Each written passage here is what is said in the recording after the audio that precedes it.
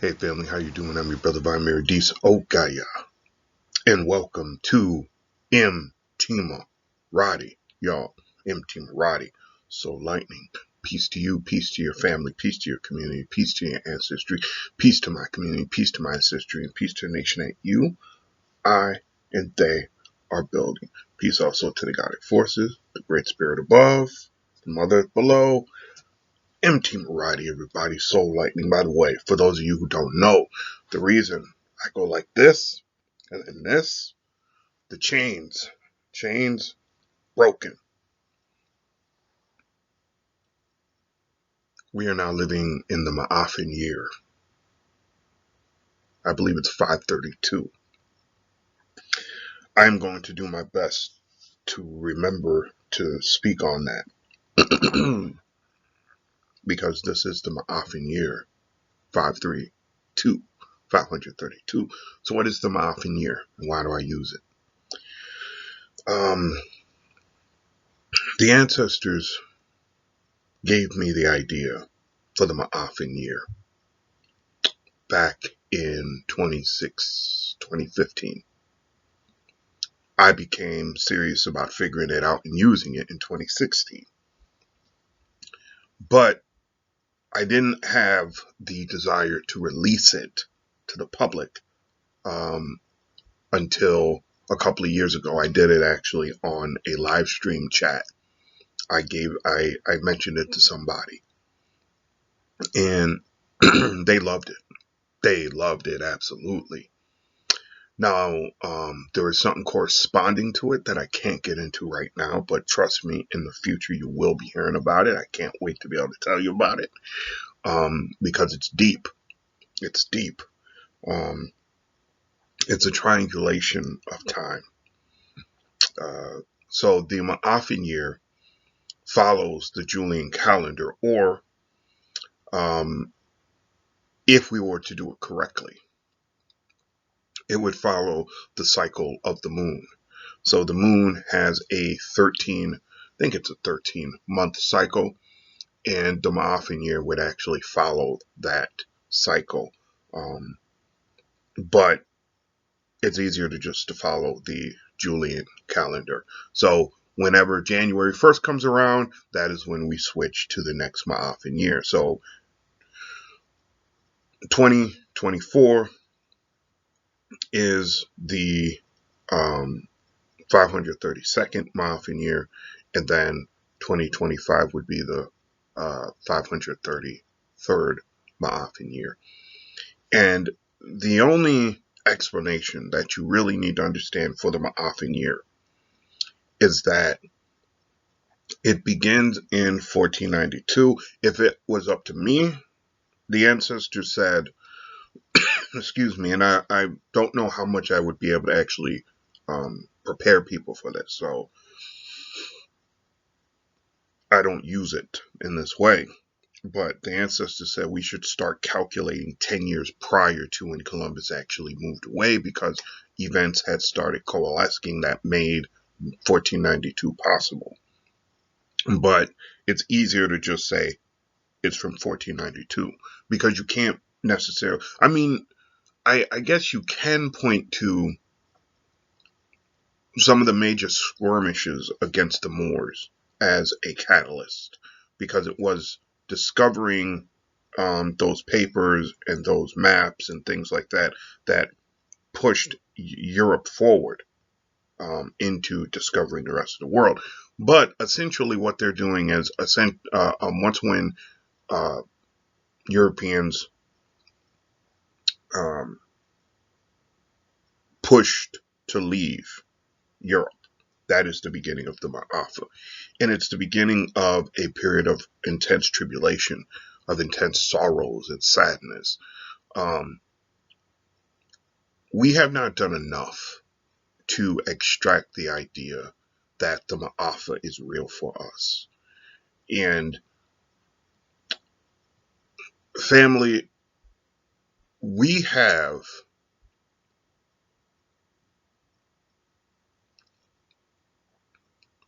three distinct events that have been happening to us in the Ma'afa. And we have not done a great job of claiming them, owning them, and rehabilitating them. And that's why we're kind of in the mess that we're in presently.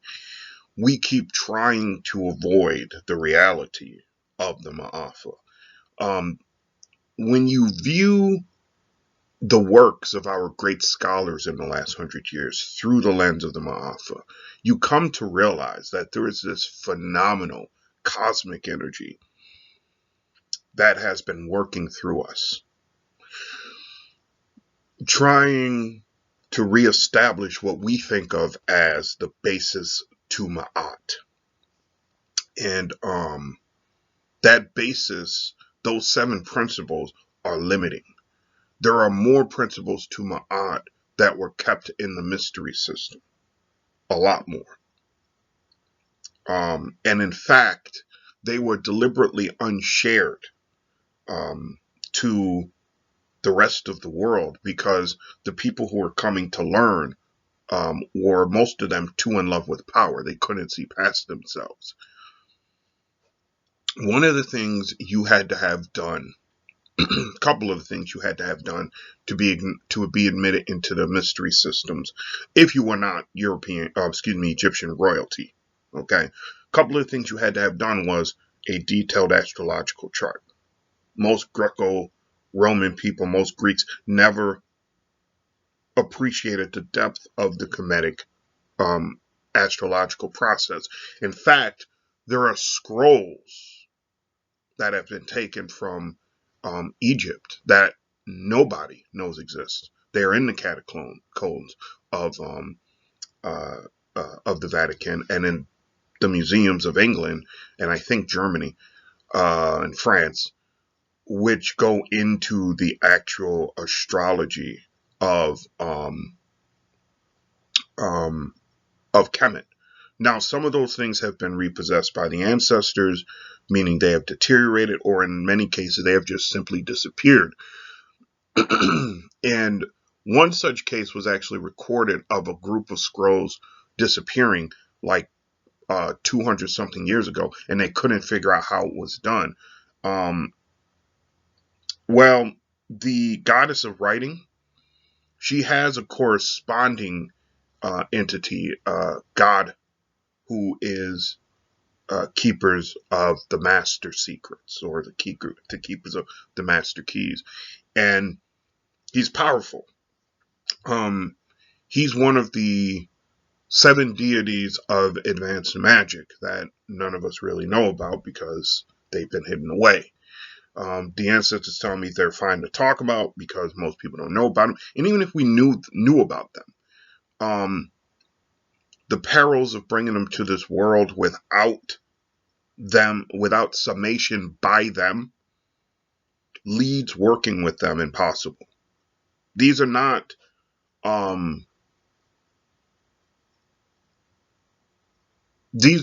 saints. These cats are seriously protective of their work. And if you invoke them without them invoking you, that's how it begins, is they invoke you. If you invoke them without them invoking you, you hope that they kill you. You hope that they destroy you. You hope. That is considered merciful. Because when they are invoked and they decide that, oh, you're one of these people. Oh, okay. They put things on you to the point where it just follows you for centuries. When you die and you come back, it just follows you. And the only way you get out of it is if one of them takes it off of you. There ain't no magic on this planet. There ain't no magic done by these lower gods who can mess with that. These are gods of the master keys. You don't play with them. They're gods of the master keys. There is 13 in all. And I know you just said, wait a minute, didn't you say there were 7? Y'all ain't listening. Y'all ain't listening. Y'all ain't listening. Y'all ain't listening.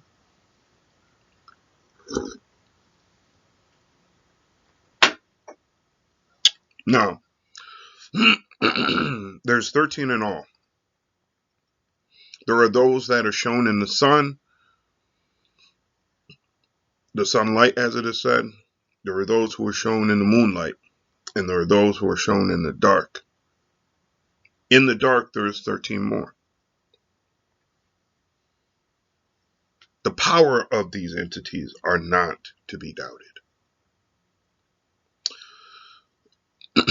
The Ma'afa has seen the activation of 12 of the primary 13.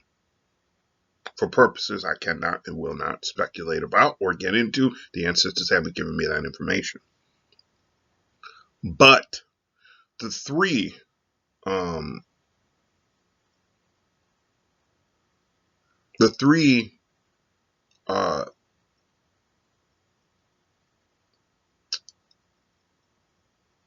processes, and they're not really processes, but the three harms that have happened to us during the Ma'afa have been overseen by these 12. And it hasn't been overseen because we did anything wrong. This is an exercise of pure human will. Of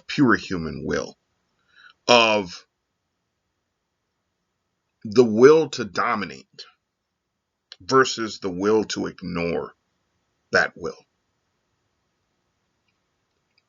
As I've stated before, I think I've stated it here before, and if I haven't, I apologize. We as black folks, we as Africans, thought that we were the baddest thing on this planet. But we played like we were children. What we invited back into our space because we were playing like children were people who literally played bad like psychopathic children. They went to work on us. And we were stunned by their brutality because we could never think of doing anything like that. Though we had all of the necessary pieces to suggest that we did brutal things like that, we never could. Africa had enslavement. I'm not talking about the Arab type. I'm talking African to African. The African enslavement was peaceful compared to what the Europeans did. The Africans had wars and slaughters. But again, when comparative to what Europe was doing even before it conquered Africa or tried to conquer Africa, because there are things that it never will conquer in Africa, we were humane compared to what they did.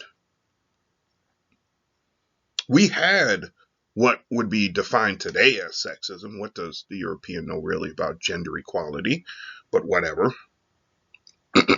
But again, what was done was humane in many aspects to what was done in Europe. We might have beat them out. I mean, we did cut off in some areas of the Africa, they do cut off the clitoris. So that might have beat them out a bit. But we were humane compared to them, and we couldn't imagine anybody coming through doing the things that, well, they did.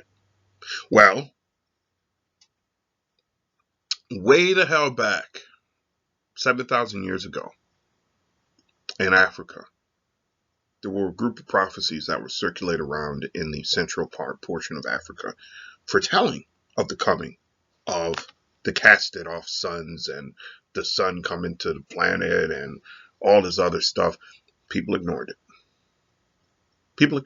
In fact, there are in European museums, the Germans hold an incredible amount of Egyptian scrolls that they've never really revealed. Actually, should I say, they did reveal them, but we haven't gone to look for them unless they've moved them elsewhere. Now, some of those scrolls were destroyed in that massive fire that took place, and I think it was 2020 down in South America. One of the largest antique holding warehouses went up in blazes and just destroyed the majority of the collection in there. Anyway, some of the prophecies that were left behind are in Germany, and I don't know, but they keep saying France, so it must be Germany and France. So um, we haven't seen these things, and they haven't seen it, to be honest with you, because none of them can really read it completely. It takes the Kemetic eye to actually see wholly what these things are saying, and that's coming. That's coming. We are reestablishing our connection to the Kemetic eye. In Africa, there are 13 branches to who we truthfully are. There are, excuse me, I don't know what's going on with that. There are 13 branches to who we truthfully are. And there are 33 lines to those branches. 33. We are God's chosen people to reconstitute this planet. We are. It's not that we are Jewish. It's not that we are Hebrew. It is life begins and ends with us. Understanding that fact will help you understand how we have made it through the Ma'afa. So, those three harms, excuse me, family, let me grab some water. All right, I'm back. So, those three harms,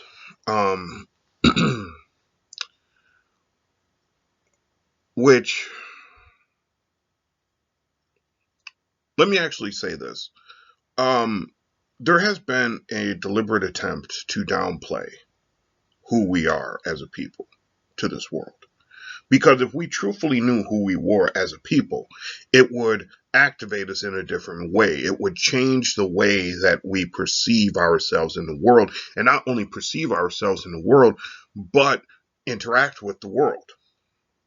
Now, I think the Jewish population is there to not only remind us of who we are, because there has been a significant underground faction of Jewish people who have helped us throughout enslavement.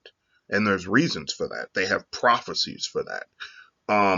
But they are also there to tell us, and I believe this is more the Zionist faction than it is the Jewish faction, to tell us the dangers of holding the world as our oyster, meaning we have the power to make or break this world.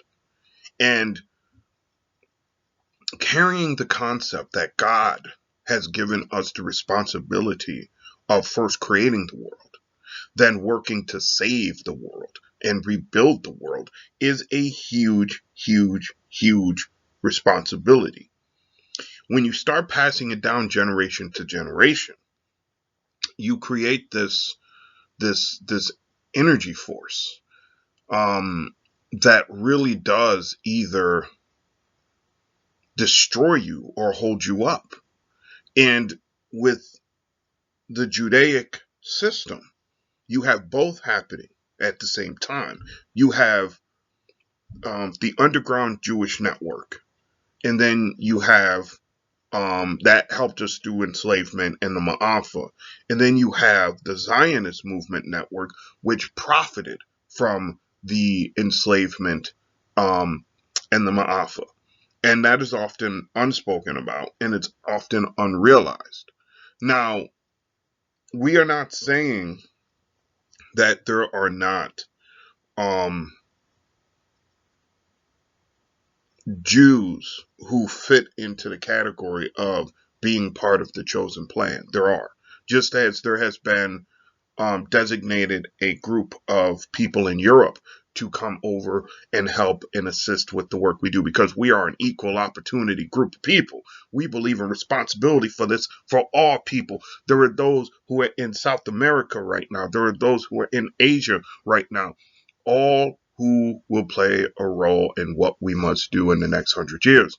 And even if, quote, the planet is desolate in the next 100 years, it won't be by the next 1,000 or two, because we will reconstitute this whole thing. But don't count on it being desolate. There's reasons for everything, y'all. So,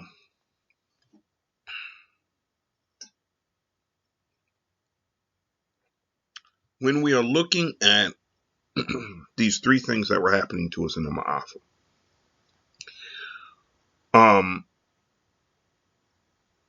We have to appreciate the idea that,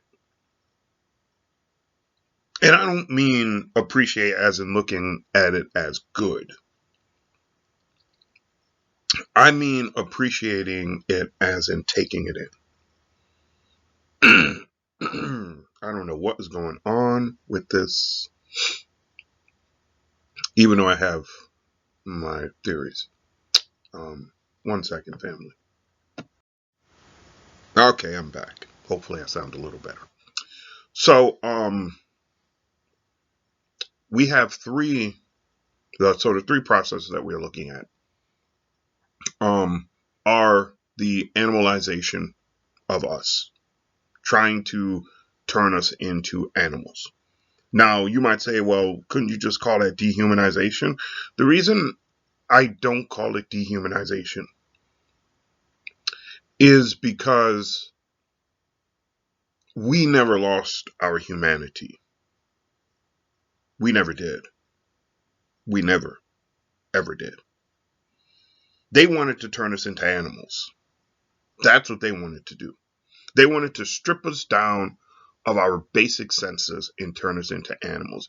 I am not using a phrase that suggests that they thought we were humans, because that's what using the phrase dehumanization means. It is that they thought we were humans and that they were stripping us of our humanity. They didn't think we were humans. They wanted to turn us into the animals that they thought we were. Dehumanization gives them too much credit, and I ain't giving it to them. They wanted to turn us into animals. They wanted to animalize us. They wanted to create animals where human beings actually stood. That was the first process. The second process was rendering us objects for their use. So not only did they want to animalize us, create us or turn us into animals and make us into the images of animals who they already had determined we were, but then they wanted to turn us into render us as objects. They wanted to render us as objects for their use. For their use. That was until they got technology. There is a symbol in some tribe in Africa that actually means to animalize. It talks about, and this would probably be somewhere in the central part of Africa. The symbol is used due to signal when a person is treating another person like an animal. And not even like a good animal, like a bad animal, like stripping them of who they are as a person. They're an animal. There's another symbol that means an object. Now, an object doesn't have life. It does not have life. It may have a spirit, but it doesn't have life.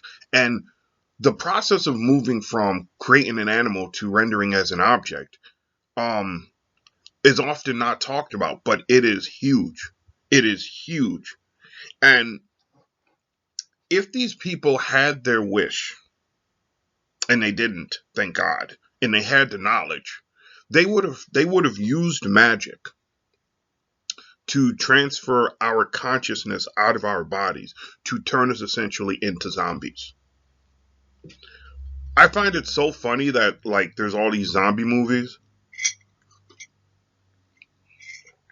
because that's essentially what the Europeans wanted to do for the world, was to create a bunch of zombies. They wanted to animalize everybody and turn them into objects that they could use for any purpose, and then once when they got sick of using them or didn't no longer need them, wipe them out, kill them all. Who cares? The history, by the way, supports that. That's not just me speaking out of turn. So after rendering us as objects failed. Because of course it freaking failed. Why wouldn't it fail? They decided, or they moved, this is the third process, to contain our brilliance, to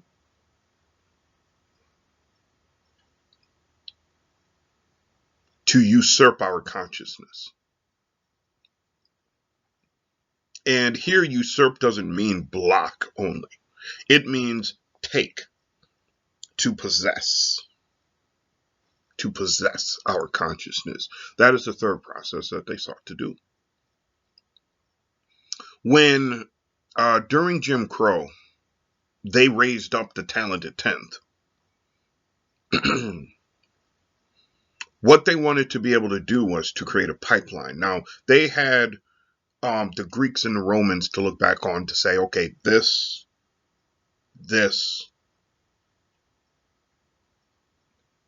we can do. We can make these pipelines because the Greeks and the Romans did, which we're going to talk a little bit about Greek fraternities and sororities in a minute. That's actually part of the reason why I did this video. The ancestors have been talking to me a bit about them, and we need to talk about them too. So, they wanted to make this through line from the community, the black community, the Negro community, those who they tried to render as objects, and those who they wanted to animalize. Once they realized that everything they did didn't work, they wanted to possess what we did, good and well, because they realized many of the major inventions from the Civil War back, we had a hand with. We had a hand with. If it wasn't for our ingenuity, most of Mississippi and Alabama would still be swampland and dense jungle swampland. People do not understand how much work we did in Mississippi, Alabama, Louisiana, to clear out the swampland that was there. I mean, dense, thick jungle swampland. Trees that were thousands of years old. We shouldn't have done it, but we did it. It was our death to do that work, and we did that work. We came up with, on the fly, so many concepts to help make clearing away those lands and those swamps. We came up with so many quick ways that they see nothing like it. Now, it's not to say that other white people didn't help. It's not to say other Europeans didn't help. They did. They did. Thousands of them. But as those plantations were being built, which we did, as those lands were being tilled, we did, a lot of what they enjoyed came from us. Came from us. And there were a lot more that never came from us because we said we wasn't helping them anymore. Think about that. There are hundreds, thousands of inventions from the 1600s to the early 1900s that probably would have benefited humanity in some way and somehow, but we decided that we weren't giving those things up because the people who we were giving it to wouldn't have been grateful for it and would have still punished us and did terrible things to us and our families. So we said, to hell with it. We ain't doing that. Think about that. Think about that.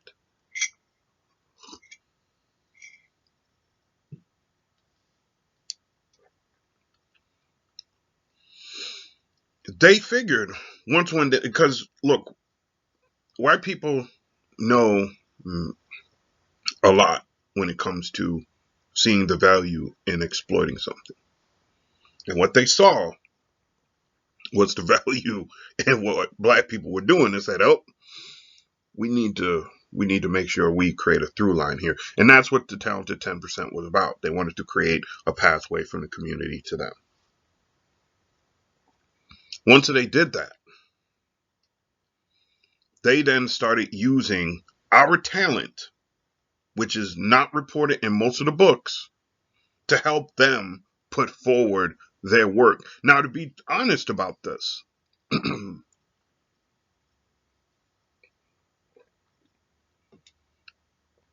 there were reasons why we helped. There were a group of sisters way back in the late 1800s that gathered actually in the wake of the Civil War. There was a group of these sisters who were elders, and they formed themselves a secret society, what we would call a secret society.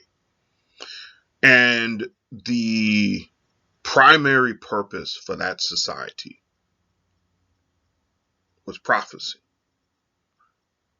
and working roots for the benefit of who we are.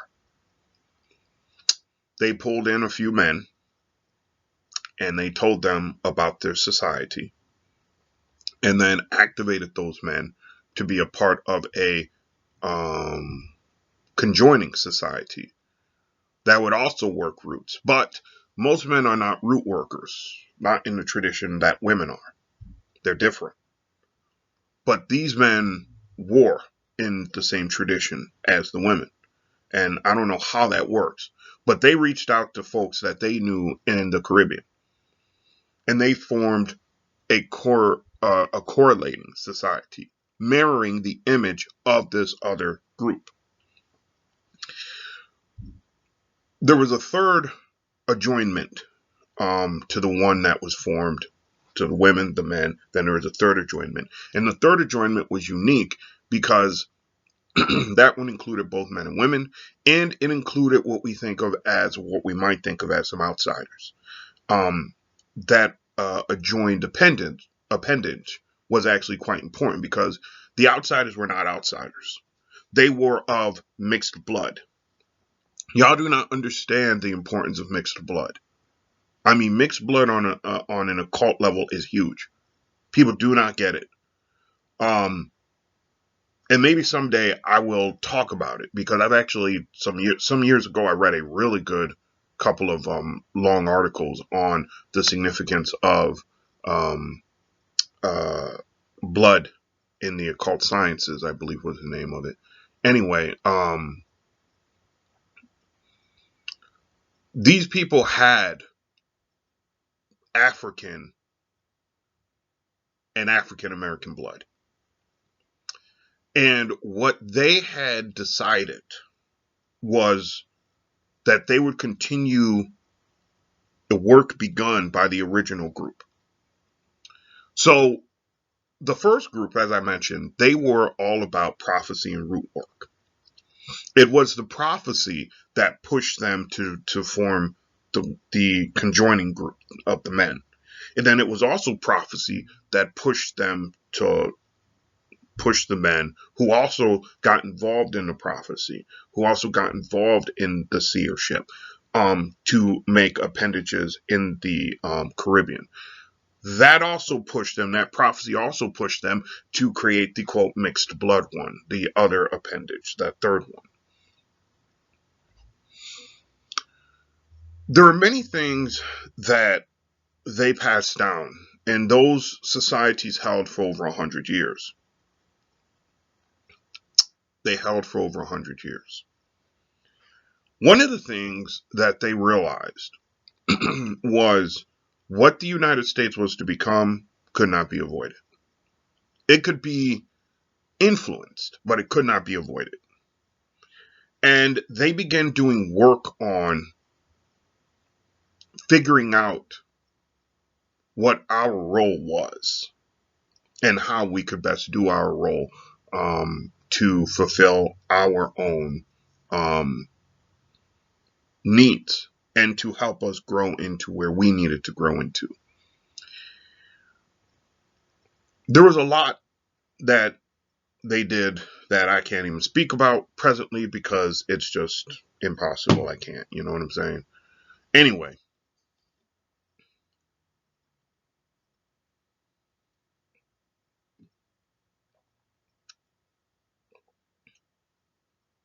one of the things that they discovered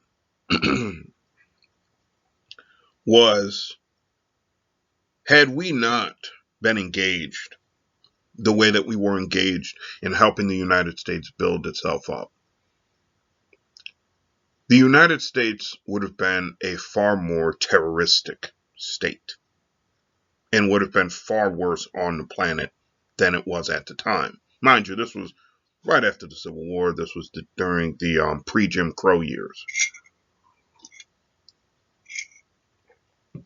They discovered that had blacks not entered the war, the Civil War, the North was going to lose. Now, the North wasn't going to lose in the way that the South was going to control the North. No, that wasn't going to happen. In fact, the North might have been better off if it allowed the South to walk away because, well, but what would have happened was the South would have slowly poisoned the North, which would have caused the North to atrophy, and either the North would have had to make a choice sometime in the 1900s. Did it want to join Canada, or did it want to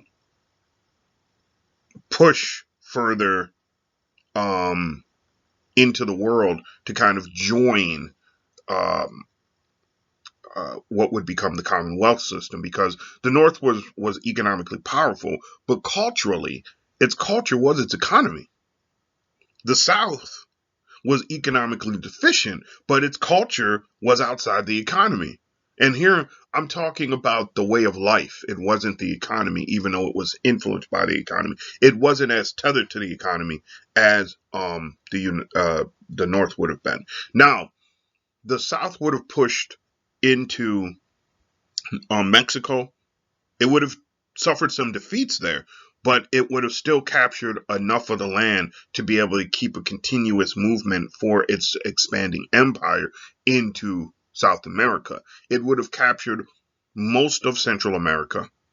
It would have captured some aspects of the Caribbean. It would have captured some islands in the Caribbean, and it would have captured some of the northern portion of South America. They would have controlled 3 to 4 million square miles of land, but the terror state they would have created would have made it impossible to govern. It would have made it impossible to govern, and that would have been where the North came in. In the long run, the South would have helped to doom what could have been the United States of America, and it would have laid the seeds for the potential of a new black republic. Now, before that would have happened, they would have tried to annihilate a whole lot of us because we would have started running for the North. And to prevent that, they would have created a rigid police state, which they had already been in the process of doing. So it wasn't going to run well. Let's just put it that way. Anyway, we helped to stop that from happening. This circle of elders then went to work trying to figure out how we could move the country in a direction that would make it far less likely to be destroyed by its own incompetence. And they developed a plan. They did. And they started working that plan. What was it? Oh, you know the ancestors can't talk about that. Oh, but it's been years. So? So? You're talking about powerful, powerful stuff here, y'all. You got to be smart about what you talk about and what you don't. And the ancestors keep me on a tight leash with some of this stuff. You hear me? So, this group started reaching out to people who it knew, because this is how close knit we once were and how close knit we will again be. There's a symbol. There's a symbol that means gathering the herd. And I think this is an Adinkra symbol. It means gathering the herd. It is used when the village, oh, I'm sorry, not gathering the herd, gathering the village. Ooh, ooh, there's actually two of them. So there's gathering the herd, which is different, but gathering the village, I'm sorry. Ooh, sorry. Gathering, ooh, all right. Gathering the village. And what this means is when you have a village that has been scattered due to necessity.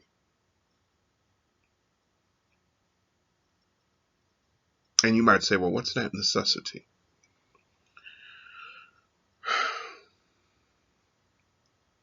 I don't know, but due to necessity.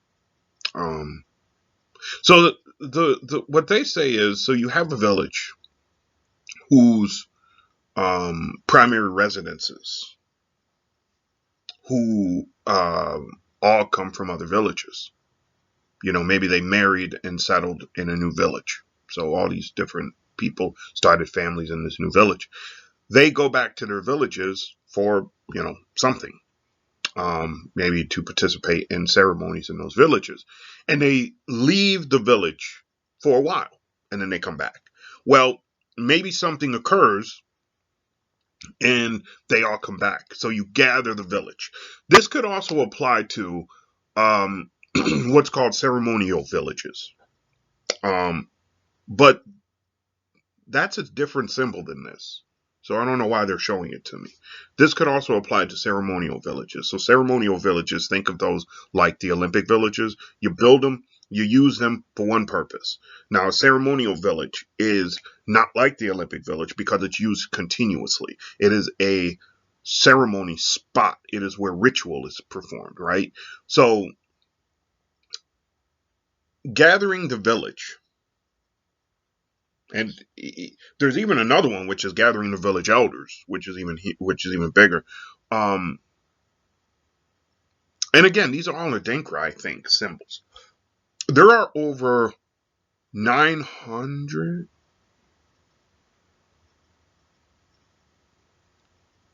Adinkra symbols. So let me tell you what just happened. Let me tell you what just happened. In my mouth, I had the number 500.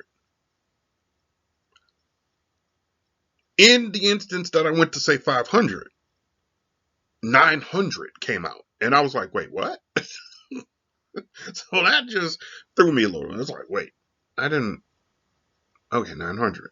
There are over 900 Adinkra symbols, and there are more to come because you have a new generation of Adinkra that are about to be transmitted, and I'm hoping somebody's paid attention because they're going to be powerful. They're going to be diasporic Adinkra symbols. They're going to be huge. So, and we got to use them.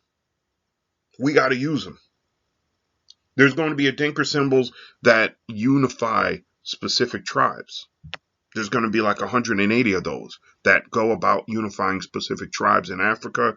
There's going to be 180 that go about unifying specific areas in the African diaspora to the Adinkra, to the Twa.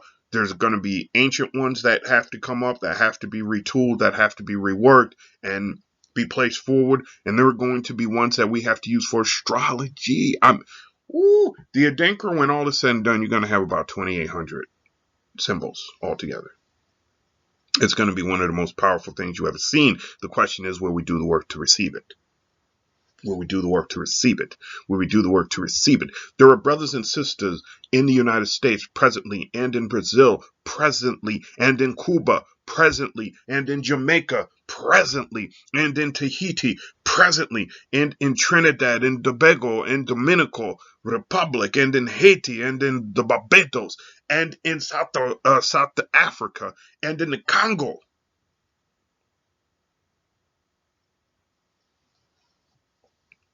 who have been given new Adinkra symbols, but they don't know what they're seeing because they ain't listening. There is a couple of them, in the AME church presently who have been given Adinkra symbols, but they ain't paying attention because they are too caught up in the church. The church is going to be changing, y'all. Y'all better recognize that anyway. Where was I at? The ancestors done got me going.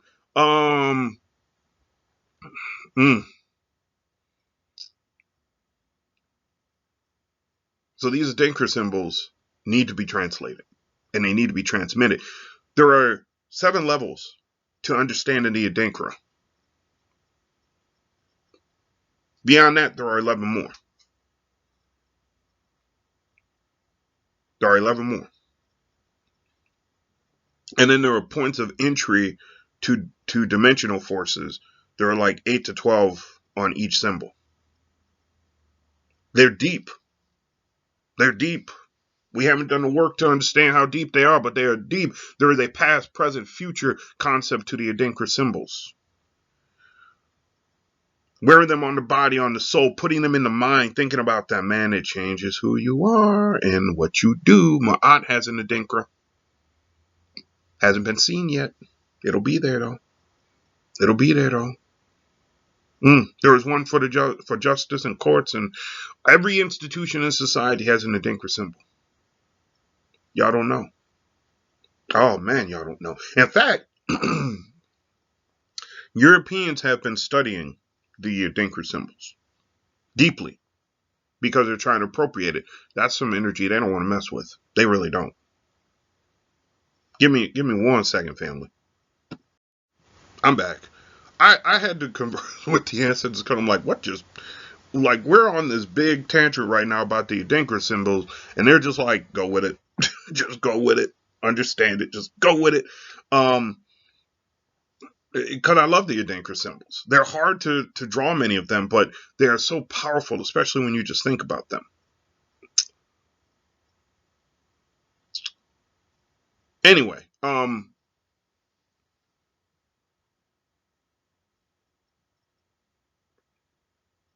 it's going to be between them and Kemetic writing that actually unifies the diaspora, which is crazy.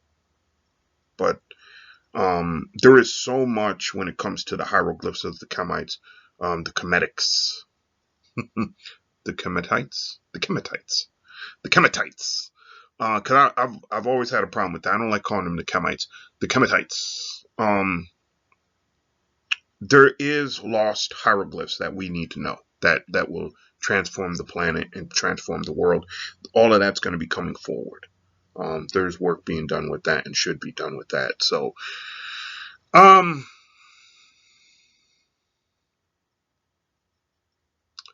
the group of women started reaching out to people who they knew, who were part of other societies, other organs. Understand, ladies and gentlemen, you have 3 levels of these types of societies. You have the seen, the unseen, and the never seen. You get glimpses of the unseen. It's right in front of your face usually.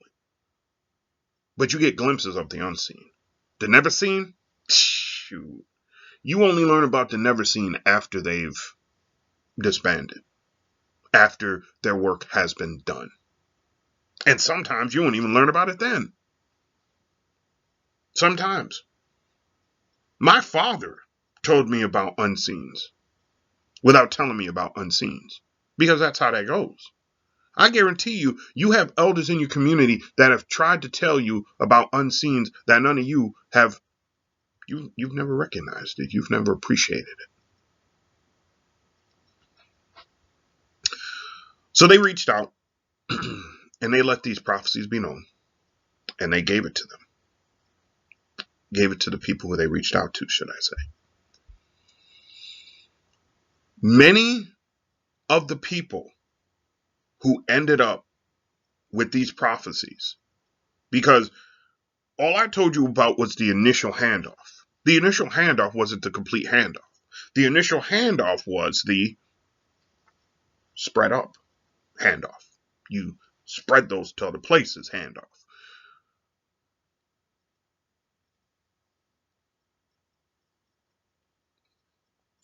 Some of the people who ended up with these prophecies are some great individuals who you know and some of which you don't know. George Washington Carver was one of them. Now, George Washington Carver did not need prophecy to do his work. Neither did King. Malcolm should have, but I don't know if he knew about the ones that spoke about him. Ida B. Wells should have. Don't know about the ones that, if she knew about the ones spoken about her. There was there was warning within those prophecies about integration. And some of the key people who should have known about them didn't. And that was one of the biggest tragedies that the ancestors acknowledge happened. Too many of those prophecies were not transmitted to the correct people, especially after World War II. Now, part of that was because people died in World War II who held those prophecies and would have played a huge role in transmitting those prophecies had they lived. Understand that. This is actually quite important because what I'm about to talk about next comes from those prophecies. 1 second, family.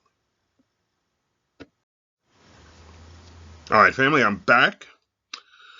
So the ancestors gave me this message late last year. But they started giving it to me 2 years ago. So there was a process that I had to go through before I actually got all of this. First and foremost, I do want to say this. I am not privy completely to these prophecies. I do not know 100% about these prophecies. I don't know 60% about these prophecies, 50% about these prophecies, 20% about these prophecies. I only know the little bits, the snippets that they give me. And I understand why. Because this is something that is immensely important for us as a people. Though it's time that we start talking about it like it does exist, because it does exist. And it's a living existence, as we say, and as we should say. So the message is this. I believe it was the Alphas fraternity that recently celebrated, like within the last few months, celebrated their 100-year anniversary. And on Twitter, X, it's so funny, it's a black X that he used to represent. There's oh my God. Like, people just don't get it. It's right in front of their face. That black X means something. Especially when you're talking about the apartheid aspect of the energy Elon Musk is pulling from. And people underestimate Elon Musk at their own peril, because what he is actually creating is going to be devastating if it's not abridged quickly by something better. Anyway, so they put out all these videos on Twitter's X. Twitter X. Twittering is what birds do. It's their chatter, it's their speech, it's their speaking pattern.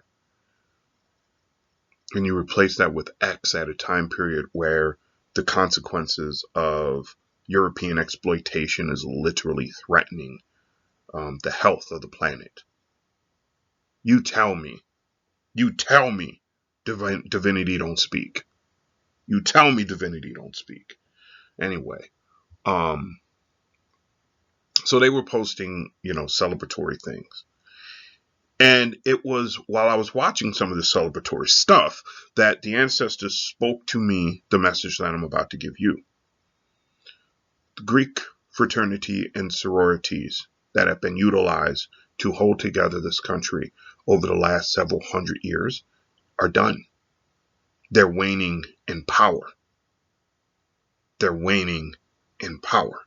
This goes for those ones that Afro-Americans have been utilizing themselves to keep themselves together.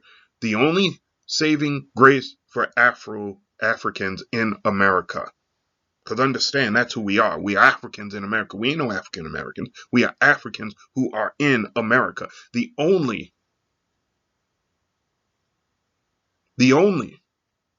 African who are in America. Hawaii? Africans who are in America.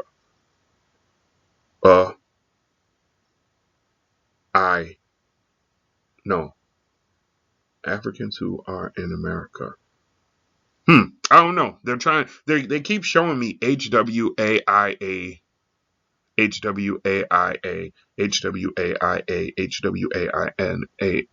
I'm sorry, not HW. AWAIA, AWAIA, AWAIA. That's funny. Hawaii? Anyway, sorry. Figuring it out in real time. Y'all see it. The only saving grace for Africans who are in America is the fact that we can go back to a tradition that is older than the Greek Republic, the Greek, quote, democracy. We can go back beyond that, and we should. But when we do that, we break the bonds with the Greek sororities and fraternities of white people. You hear me? We need to do that. And I don't know if we're ready to do that. Now, understand this, family. And the ancestors first told me this back in like 2015, 2016.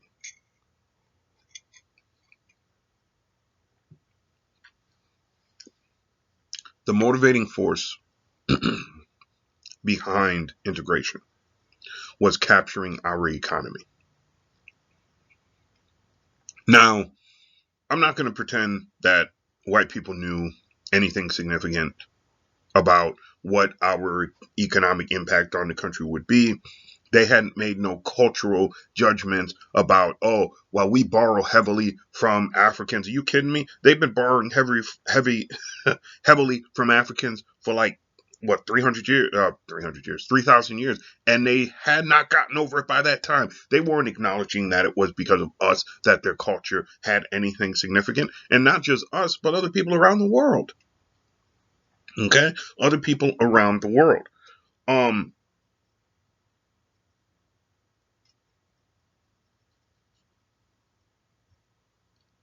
They wanted our economy. They wanted our economy because they needed us to be bought into what they were doing. That's it.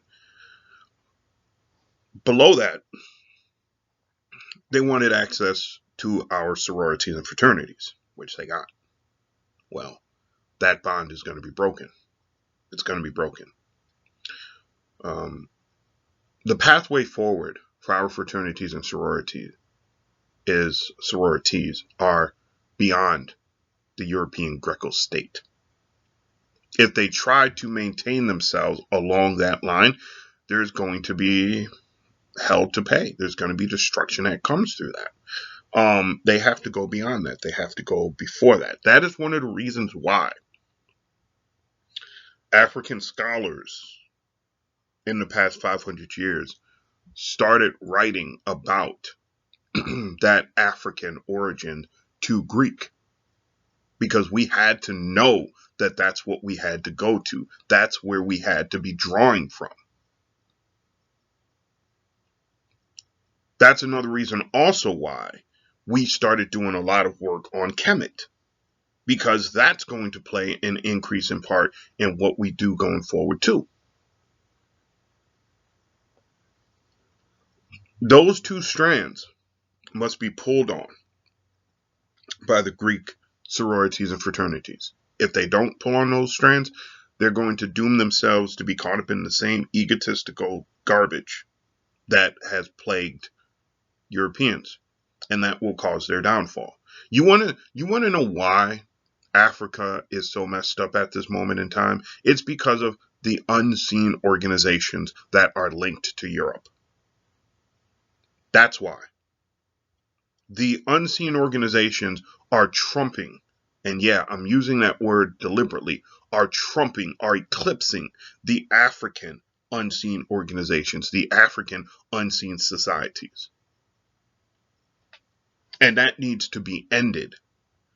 These structures aren't for the benefit of who we are. They're not. They are not for the benefit of who we are. Now, I'll give you a great example of the differences between an African unseen organization and a European unseen organization. Let's start with the European. Had to be 6 years ago. I was watching a video on YouTube about how mold grows on bread. I've always been interested in, you know, bio stuff like that. And the video was like 25 minutes long. And it was an interesting video. It was a damn interesting video. So I watched the video. And mold is very interesting because it's all over the place. We're always eating mold spores. But what happens with mold is it'll get onto something that it can grow on, and the conditions have to be right, because mold is literally on everything. Makes you wonder, what role does it play in keeping the planet healthy? Anyway,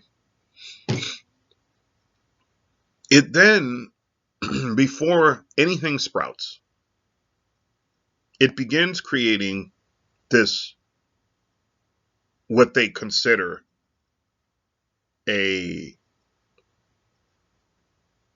what is it called? I keep wanting to say underground, but it's not underground. Subterranean, I suppose is what they call it. A subterranean network of what we would think of as roots. And they spread out.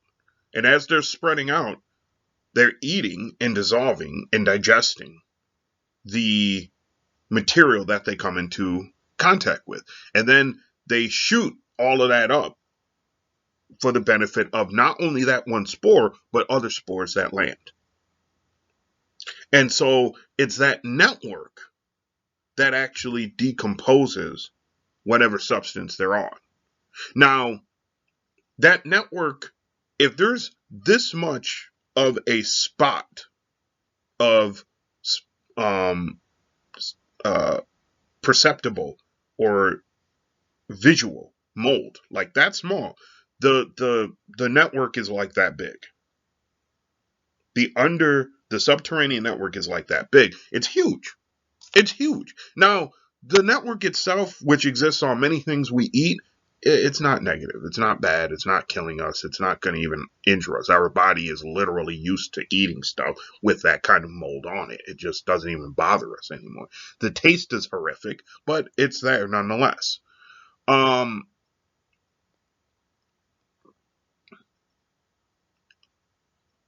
That's why, though, they say if you see even a little bit of mold, throw it out. Even though, again, it's not going to hurt you. But it's what it is. That is what European unseen organs do. They go about and they dissolve everything they touch. They digest everything they touch.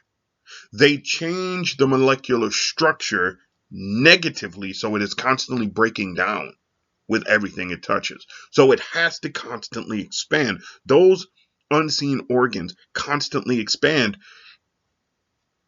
because if they don't, they die. They die. Now, you may say, well, I mean, that, of course they die. I mean, that just makes sense. But this is different. They destroy more so than they help to foster and grow. That's the point. You cover a you cover a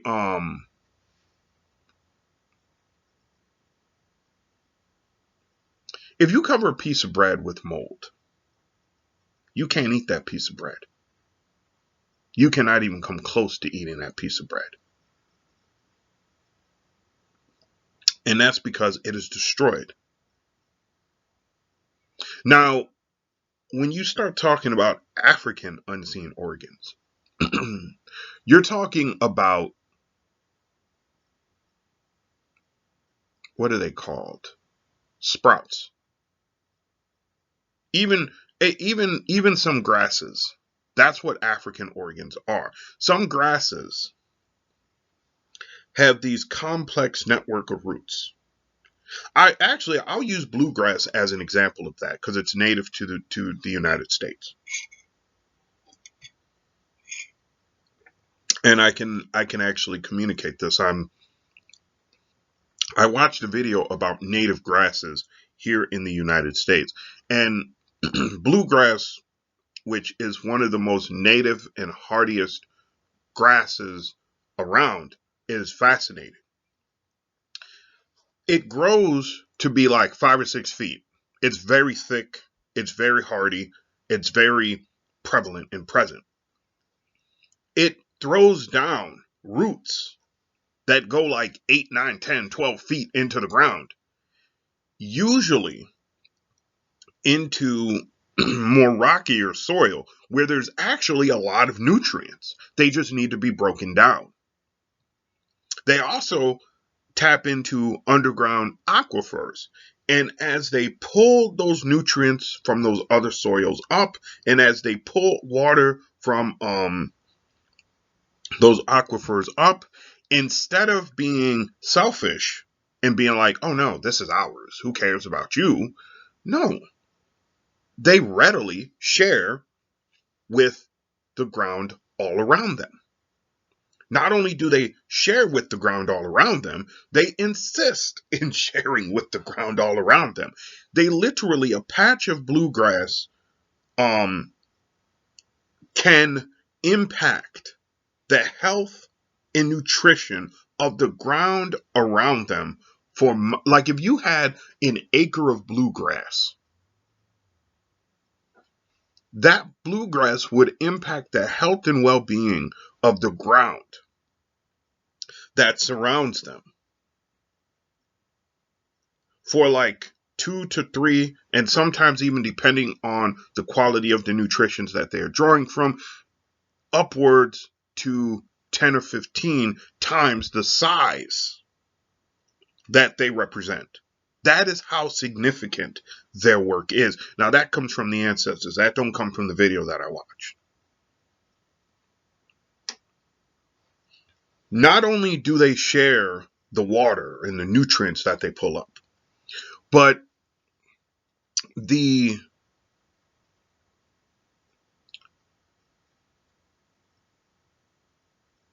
what we would think of as biochemical network that they facilitate just by them being there. The biospheric even network that they facilitate just by them being there is so significant that, again, it impacts the health and well-being of the soil, radiating far outside of what they themselves do. This is why, like, you would see these vast areas of bluegrass land, which help to maintain, I love this video, y'all. This video was great because the guy was talking about like, and it was a brief video. He was talking about how like pheasants and turkeys and all of these other animals that have dwindled in population, they used to use the bluegrass for cover and to like literally live their entire lives in. But you would see this huge swath of bluegrass, and you would think, oh, well, the impact of that bluegrass is just not, it's nothing except for where they're at. No. Some of that bluegrass would be ringed by huge trees and forest, and it'd be like, well, the two of them really don't have anything to do. They had everything to do with one another. It was an intricate ecosystem that helped to sustain itself by communicating between each other. The African unseen organs is the same way. The African unseen organs insist on the environment which they work being the receivers of the positive good that they are doing. They share with that environment the positive good that they are doing. That is the difference between the European unseen organ and the African unseen organ. The European unseen organ digests and destroys. It holds hostage what it comes into contact with. It doesn't share with the environment that it comes into contact with. It believes that everything it comes into contact with is for its benefit and for its use only. The African unseen organ is different. They see that that it is not only for themselves, but it is for the environment. The environment.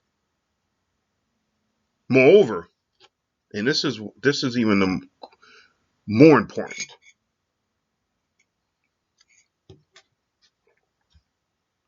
Both the European unseen organ and the African unseen organ have shoots that is perceptible, that is seen by the public. The European unseen organ, their shoot imprint is very tiny. It's very tiny because its extractive capacity is so destructive.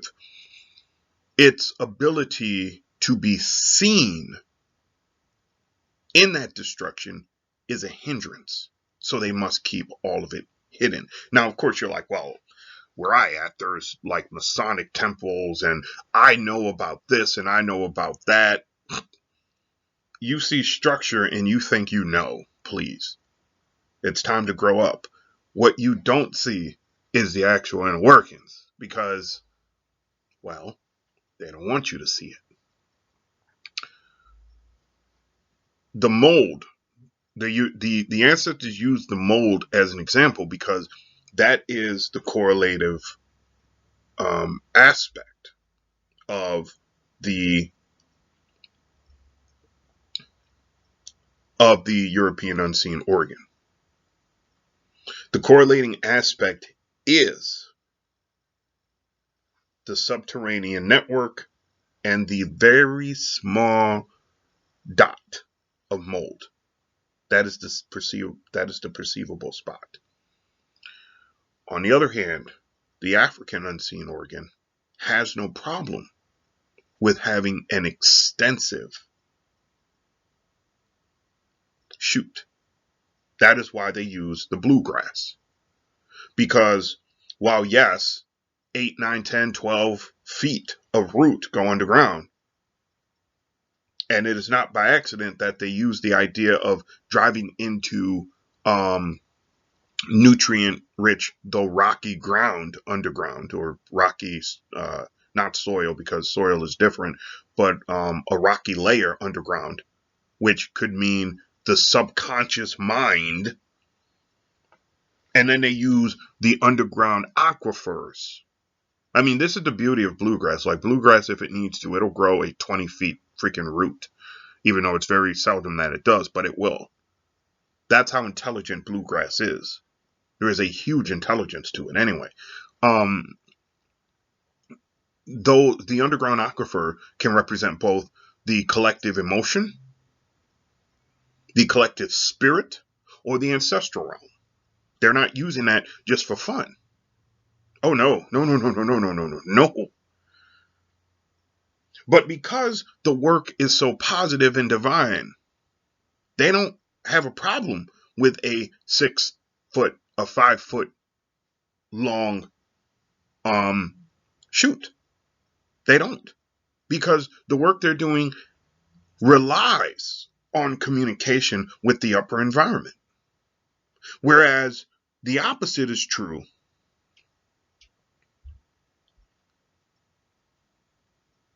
with the European unseen organ. The opposite is true.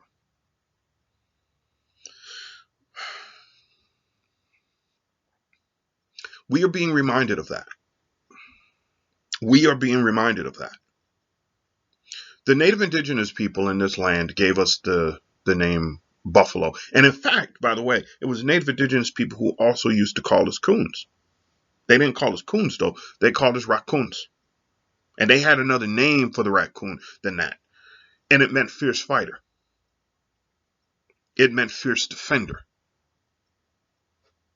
It meant fierce warrior. But it also meant battle tested, strategist.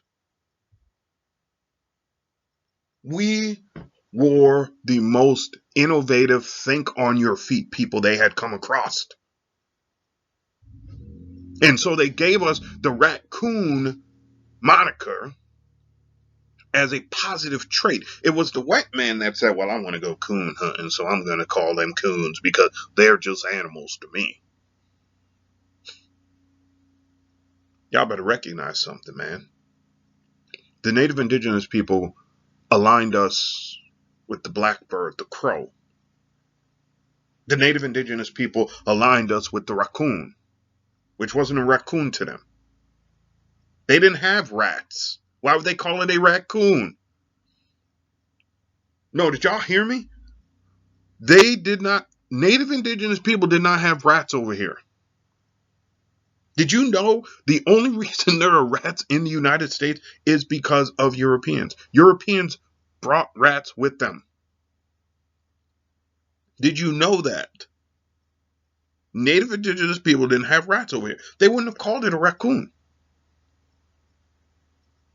They called it something that began with a B. Like the word that is like baliwa or something like that. Like baliwa. Baliwapa. Baliwapa. Something like that. That's the phrase that I'm getting, like baliwapa. And that was connected to its spiritual essence. Raccoons are intensely loyal to their family. But here's what's also funny is raccoons are intensely loyal to the residents around their families. So like Baliwapa would come and visit if it knew the residents. Like it would just be like, hey, how y'all doing? Y'all got good food around here? How y'all doing? What's good? But let that old wolf and coyote or cat come to try to eat them or their family. And sometimes, look, they lost that fight. But man, they were harsh battlers and were known to cut open wolves and cut open cats and cut them open. Just, sorry, you didn't need that, did you? Yeah, that's your stomach right there on the ground. You might want to tell you're dying. You're not going to be able to tell your friends, but your friends will find you. You'll be fine. Those are the fierce fighters.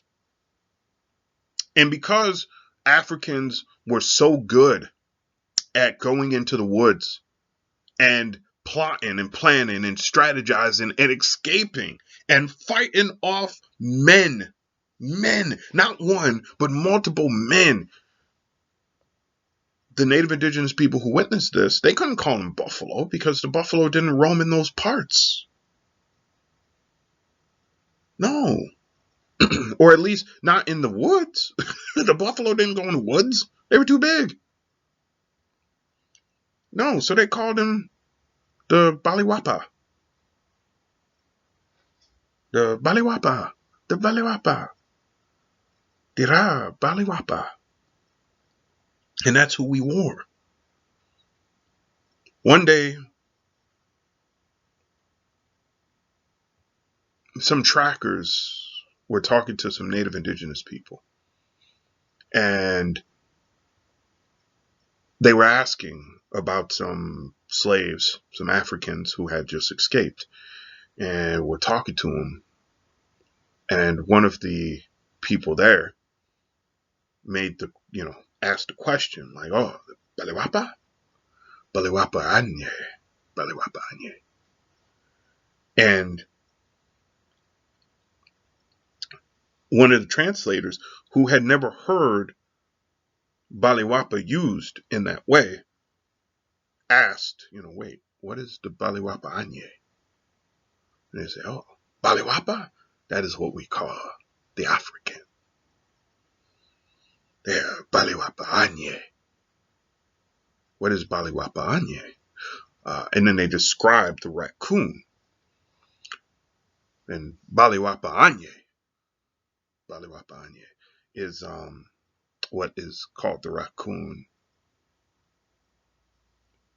at high noon, the sun up. They are the most dangerous at that time because they are so smart. Baliwapa Anye. The three animals that the native indigenous people associated us with is the Baliwapa Anye, or the Baliwapa, the bison, which there's a name for that, Uya. Oof. Wow, that just came through me. Uya. I'm like, there's a name for that. And I went to say, but I don't know it. And they were like, Uya? Uya. Uyata, uyata, uyata, uyata, uyata, uyata, uyata, uyata. And then the crow. Moving eye. See, I wasn't even going to tell y'all about that. But the ancestors are like, nope, you're going to tell them about it.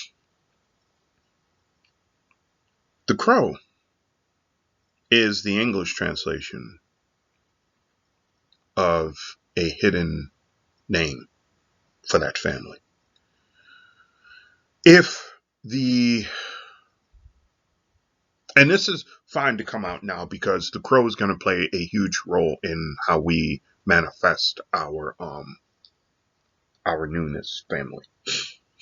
So we have to understand the crow. The more, what I would call ancient name to the crow isn't the crow. It's like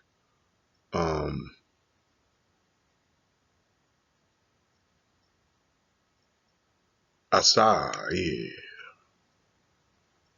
It's like Asai, the girl Asai. And woo, wow, ooh, what that actually translates into is moving eye. Moving eye. Now, understand this, family.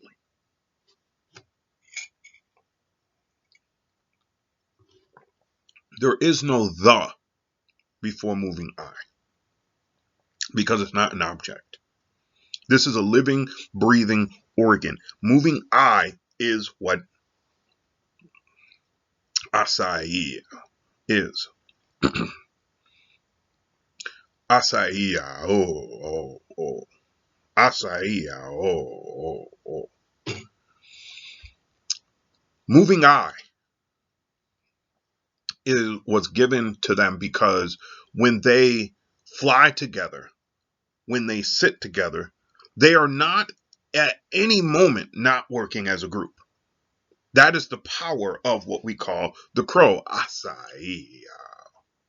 That's what we call the crow. Acai. They are moving eye. Moving eye constantly is confirming with each other that they are unified in what they do. That's the power of acai. That's the power of acai. So, where did I get this information from? I actually got this from acai.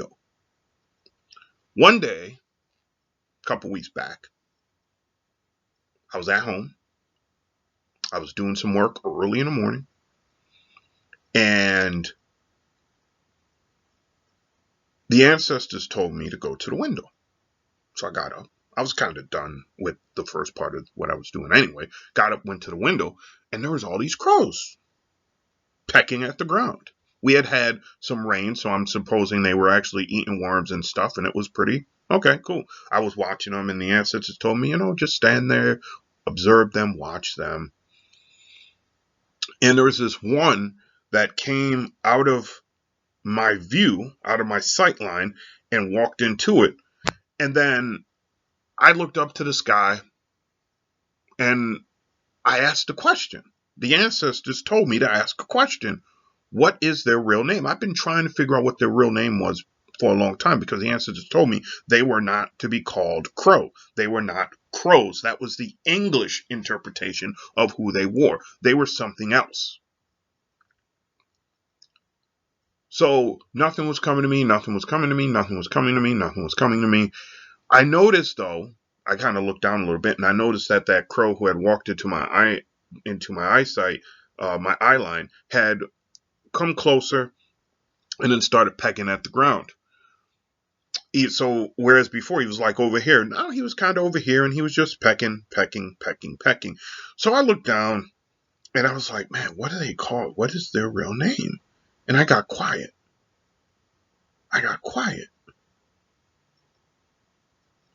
And in that silence, this little voice appeared. And it said, we are moving eye. We are moving eye. And I said, moving eye. And I knew immediately what they were talking about. And I could see what they were talking about and why they were called moving eye. And the little voice said to me, we are one.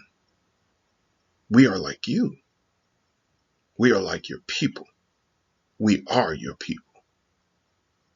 You move with us, moving eye. And immediately I saw Haru. I saw Haru. And the voice said, yes, moving eye. And I looked up, and that crow who had come into my eyesight had turned his head and beak, his front side towards me. He was literally center my nose. And he had stopped pecking the ground, but he was looking down at the ground. And I said, so, because I knew immediately what was going on. I was communicating with the crow, with moving eye. I was communicating with moving eye. I asked, okay, so you are moving eye.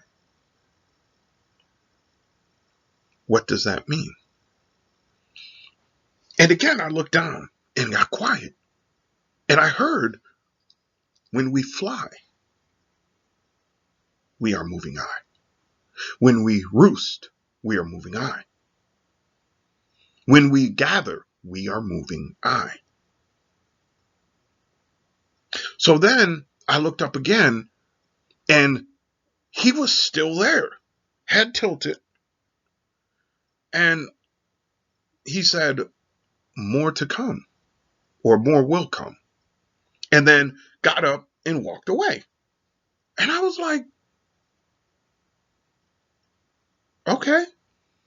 So the next day, I'm walking, and I see these 3 trees with all of these moving eye on them. And immediately, silence, and that voice starts again. We are moving eye. We are you. You are us. I'm like, okay, cool, wonderful. And I asked a question. I'm like, well, what about when you are all like that? And they're like, when we roost, we are moving eye. And I go, yeah, but not everybody from that roost is from the same group. And they, oh, okay. We are moving eye when we all roost. When we separate, we are moving eye. singular. And I'm like, well, wouldn't that make you moving eyes? I said, no, no. Only when we are distinctive, then we are multiple. So if there's a roost over here, and there's a roost over here, and they aren't together, then yes, they are moving eyes because they're now working on two different points. But when they come together, as often does, they're moving eye. This is important, ladies and gentlemen, because this is who we are. This is who we are. This is why the Native Indigenous people knew what they were doing. This is why they gave us the crow as an example of who we are. See, the crow was seen as such a powerful insignia for who we are that white people stopped associating us with the crow and started replacing the crow with the blackbird because it made us less significant. We are the crow. Moving eye is us. We are moving eye. The second association, which is the bison. The bison are the same way. They work as separate herds, but when they come together, they're just one herd. This is our fragmentation is built off an ignorance of the spirits that we are associated with. You understand? The spirits that we are associated with in this land, and it's less so to be true in Africa with the elephants, but definitely in this land, we see it. The different herds of bison could come together as one gigantic herd. Just as the moving eye, crow, could come together, different eyes could come together as one. And yeah, they may fight, they may, do a lot of other stuff, but they can move as one. And they often do. This is the brilliance that they're trying to teach us. This is our spiritual medication from them. We need to pick up that mantle and move forward. There's an Adinkra symbol that literally means sun in the west, and it hasn't been drawn yet. There's an Adinkra symbol that literally means elephant in the west, that has not been drawn yet. There's an Adinkra symbol for roots, hasn't been drawn yet. Has not been drawn yet. There's an Adinkra symbol for African presence, which has not been drawn yet. Now, what I mean by African presence, technically, so its actual name would not be African presence. It would be like water container, ocean container, river container. And its meaning would be taking in a bowl or a container water from the ocean or water from the river and moving it to another spot. The question is, does that water become any less from the ocean or the river if you take it in a container and move it to another spot? Of course not. That would be stupid. That would be dumb. Of course not.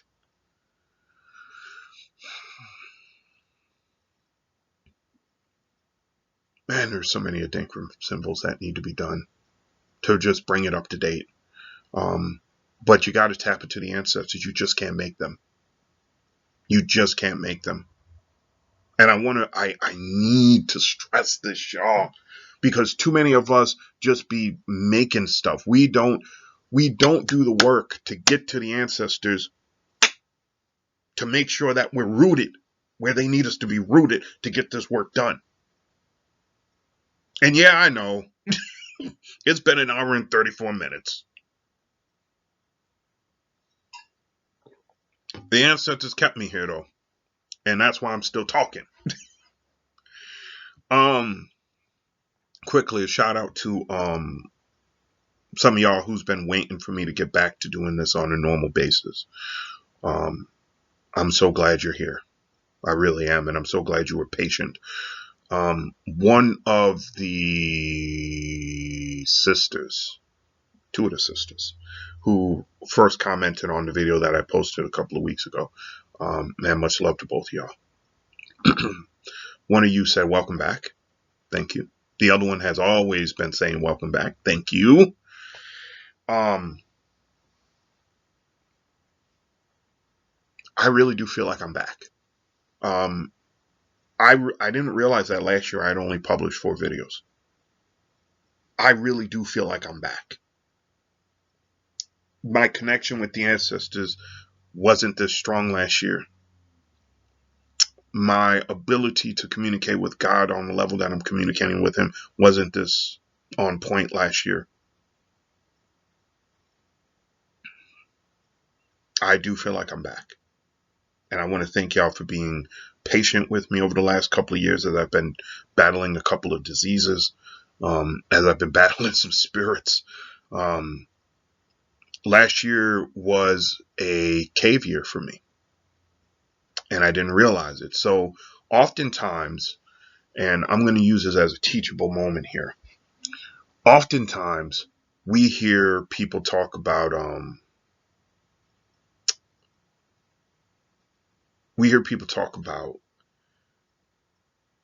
and I know I've talked about it on here, and I got this from Sylvia Brown, the desert moment, the desert period.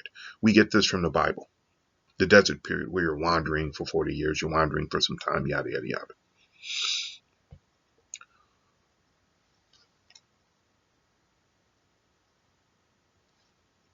I went through my desert period, and the desert period is rough, especially when you come upon what I like to call the sandstorm period, which is just, it is devastating. I went through my desert period like a little bit over 10 years ago. And I started it then. I didn't go through it. I started it then. And it penetrated up until about a year and a half ago, maybe a year ago. I had a brief respite, which was more of an oasis respite. And it's funny because I saw it in my mind that it was an oasis.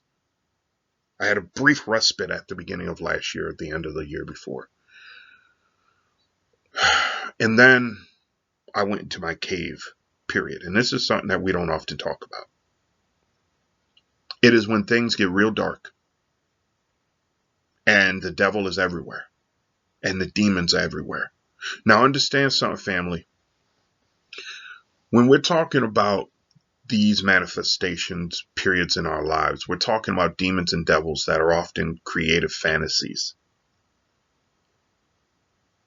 The reason they are creative fantasies isn't because they can't hurt you, isn't because they can't destroy you, because they can't destroy you. It's because of what we attach to them. So they become projections of our fears and our insecurities. The truth is, they are nasty by their own right. But the fears and the insecurities and the misplaced worthlessness that we have becomes the instruments in which they inflict the worst damage on us. And most of that damage is within our control, but it is made worse by the insecurities, by the fears, by the things that we don't want to actually tackle. So we become injured from that.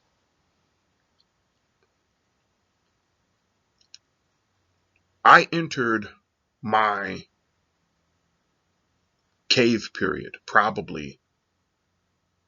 And by the way, there's an initiation factor that goes with this. The native indigenous people used to talk about it. I entered my cave period, I want to say probably in February of last year, maybe March. And I knew something was happening that was different.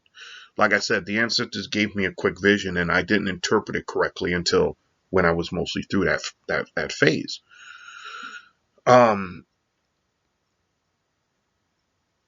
It was one of the hardest things that I've ever had to do. And that's one of the reasons why I couldn't produce much while I was in there, because when you're in there, it is about your wits. It's about who you are. God can stand there and work with you and help you, but he can't interfere. And the ancestors can't interfere. They can give you signs of hope. And they can give you signs of persistence. They can remind you of why you're in there. But they can't interfere. This is something you have to do, and you have to survive it. That is one of the core tenets of the cave period. You see everything you don't want to see. And you are encouraged to finish it because you can. The amounts of wounds that you sustain in a cave period is correlative to the amount of wounds that you have sustained through life. It's a difficult pacing. It's a difficult movement. It is horrible, but highly necessary.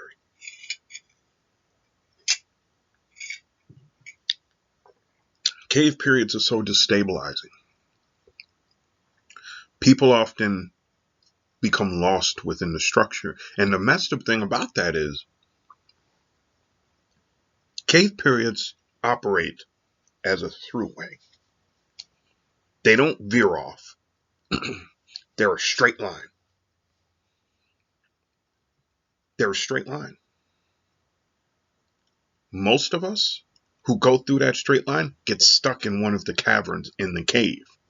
Others get so debilitated and so confused by their own insecurities and fears that they get turned around and they start going back and forth and back and forth and back and forth and back. You ever met somebody who you're like, dude, you're just like stuck in place? Like you keep going back and forth, back and forth, and you never can understand why. It's like, well, why the hell are you going? It's because they got stuck in a cave period. That's why. They got stuck in a cave period. They went in to resolve the issues that were holding them back, and they got stuck. Because going through the rest of it would be so painful for them, even though it would be so refreshing, that they stopped themselves from going through it. I went through something last year that devastated every aspect of what I thought my life had been. And when I was the lowest, I looked at God and said, I don't know if I can get through this. Like everything I thought life was is gone. And God was like, no, you're going to get through it. Trust me. You got this. And I'm like, yeah, but I'm tired, man. I don't know how. And he goes, day by day, my son. Minute by minute. That's all. I became really sick again last year. Didn't end up in the hospital though. But I felt like I ought to. I mean, I was bad. I wasn't as bad as 2020, but I was bad. And in fact, now the ancestors are literally telling me in real life, in real time, should I say, that no, I started my cave journey way before last year. I just entered the last cavern last year. My cave journey started 3 years ago. No, something's wrong with that. Something is wrong with that. No, my cave journey did start last year, but the predecessor was this final um yeah, okay. So there was something that came before it that prepped me for it and yada yada yada. So I'll figure that out later. Sorry about that, family. Real-time transmissions. Real-time transmissions. So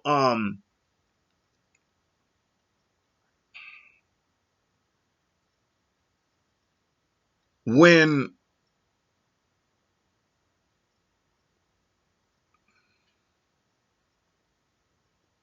Yeah, it started 3 years ago. It started 3 years ago. Yep, it started 3 years ago. And what essentially occurred was a process of, and it took 3 years to do it, just getting all of these demons that had been plaguing me. We as a people are in desperate need of a cave period. And we're going to get it soon because we're waking up and we need it.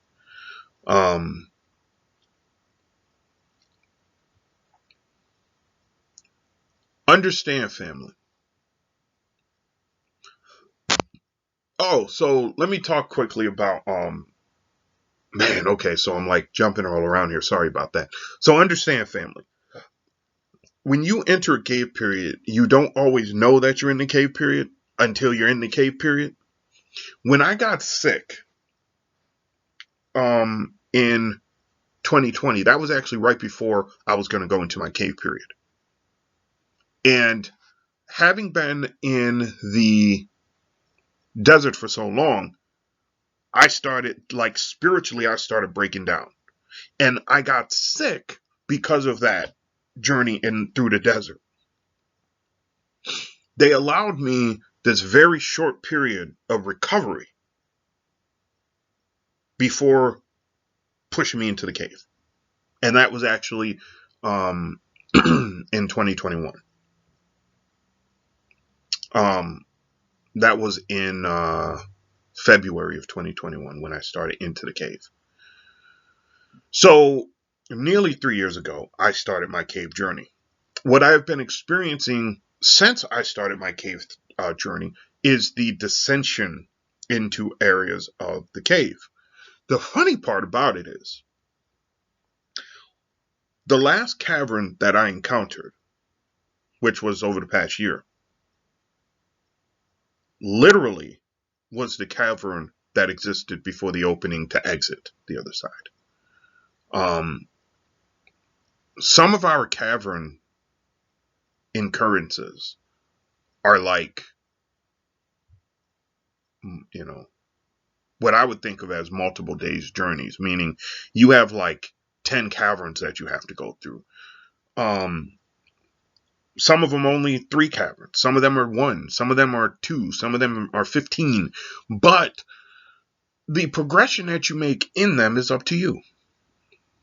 Now, look, there is not a book currently on how to live life. There is people's interpretation of how to live life, but there is not a book currently on how to live life. And if there was, this idea of the desert period, of the cave period, would be vitally important to understanding life. I talk to you about it because many of you are experiencing your own cave journeys, your cave portions of your journeys, and you don't know how to respond to them. You don't know how to engage with them. You don't know what the hell is going on. But trust me when I tell you, you in a cave journey. If it feels like there is nothing but darkness around you, that you can't get away from all of these problems that have seemed to be condensed in front of you and all around you, you, my friend, are in a cave journey. So what's your best bet? The idea behind the cave journey is to condense what has been afflicting you and holding you back so that you can actually overcome it. Okay? That's the key. Identifying what those things are requires astute attention to detail. Hold yourself accountable to this by keeping a journal. Hold yourself accountable to it by keeping a journal. If you have a revelation about why this keeps afflicting you, write it down. But don't just write it down. If you know it keeps afflicting you, write down every time you remember it afflicting you. Okay? Write it down. Two,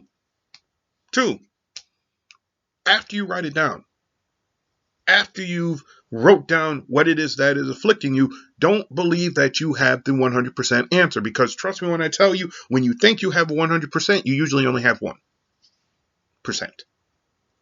So you got to keep building what you're seeing. Now you can do this page by page. So like you can have one revelation on the first page, second revelation on the second page, da da da da da da. Or you can just keep running it down and number each entry with like a year, a month date, and then whatever entry number, you might want to do. This is observation 1, entry 1, and then your next one that is a different topic, observation 2, entry 1, and then your next one, observation 3, entry 1, and then let's say 15 observations later, you have another observation about observation 3. Now you have observation 3, entry 2. And then you just keep a running track on which pages the observations exist on. And what you'll see, it'll take a little bit of time, family, but what you'll see is over the course of a year or two, all those observations will add up and you'll start seeing a complete picture of stuff. Trust me. Trust me. The other thing you want to do is get in contact with God, get in contact with the ancestors. Make sure that you have a strong bond to them, because again, while they can't interfere, they can give you strength and they can clarify some stuff. You'd be surprised. Like you think, oh, well, they can't clarify it. Man, they'll give you some clarity that'll blow your mind. You'll be like, ooh, okay, I needed that, but damn, you ain't had to be so clear about it. It's what it is, though. It's what it is. So once when you start doing this work, what's going to suck is things are going to get darker first. Why? Because you're starting to deal with things. And so that actually draws more of these things towards you. The more you can visualize yourself out of it, so the more you can see the patterns, you can see what's actually developing, the more you could prepare yourself to exit this part of your life. It's going to get worse before it gets better. And I had that happen last year. It got a hell of a lot worse before it got better, because I didn't learn some lessons. As soon as I learned those lessons, man, it got a little bit worse, because once you observe the demons and you understand that in many aspects you have control over those demons, those demons become afraid, and so they attack even harder. And at first, you cower, or at least you want to. You beg.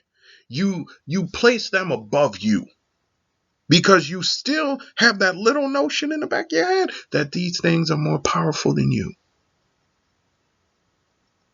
But they ain't. And once that occurs to you, God floods into your life like a lake breeze on a 90-degree day. And if you've never experienced that in your life, it is one of the most glorious things you can ever experience, y'all. One of the most glorious things you can ever experience. I used to live with my grandmother, who lived about 25 miles from Lake Ontario up here in New York. And I remember it was like 90 degrees outside one day. It's June day, beautiful 90-degree day. Love the weather up here. And a nice stiff breeze is coming from the north. And though it was 90 degrees, having that heat move, man, oh my God, it was wonderful. God would flood into your life, though. And you'll position God correctly for the first time in a long time. You'll see your actual relationship to God and why it is important, and why you need to be held by God, and why you need to be held up by God. But not only just God, the creator God, the omnigonic form God. Oh, Oh, I just dropped a bomb on y'all. I'm sorry about that. I am sorry. I just dropped something on y'all. That was heavy.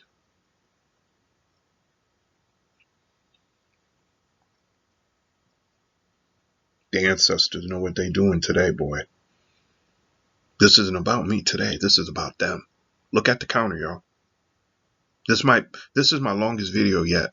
This is their work. I'm doing their work today. This is God's work. I ain't doing my work today.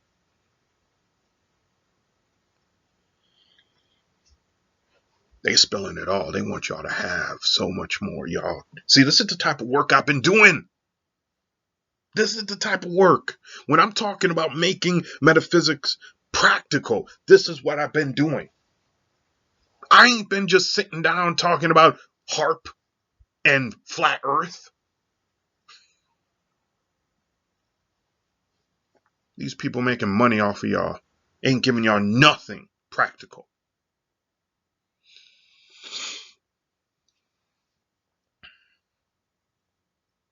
I'm not going to get into this heavily right now because there's just so much we got to cover. I'll be here another 10 hours if I keep going like this. I asked the question for who we are. Who is God? And that's a broad question to ask. And I had to break it down a little bit. I said, okay, so what can we, so the native indigenous people here had what they call the creator, the ultimate creator. That's the one true solo source within the universe that created it all. And then they had gods that came out after them. In English, we only have the idea of God and goddesses. What then how do we distinguish the universal from the microscopic God? Years ago, I talked to y'all about the Godic, G-O-A-D-I-C. God eliminates the idea of gendered representation, even though we can still do like goddess, but God is supposed to be, even if we were to do like God as in G-A-H-D, that would be a gender neutral type of word. Now, here I'm not talking LGBTQ or anything like that. I'm talking about God's relevance to English interpretation. Okay. So that could have been utilized. When we talk about the universal formation, though, they gave me this phrase: the omnigodic form head. Additionally, they gave me the omnigodic form. The omnigodic form is an offshoot splinter from the omnigodic form head. It's a little bit more intricate than that, but I won't go into any of it.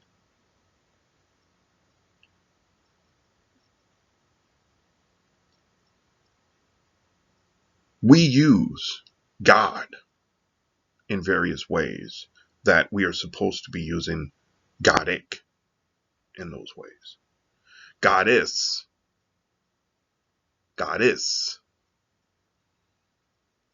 which would be, instead of Goddess, would be G O, I'm sorry, Gahdis, goddess,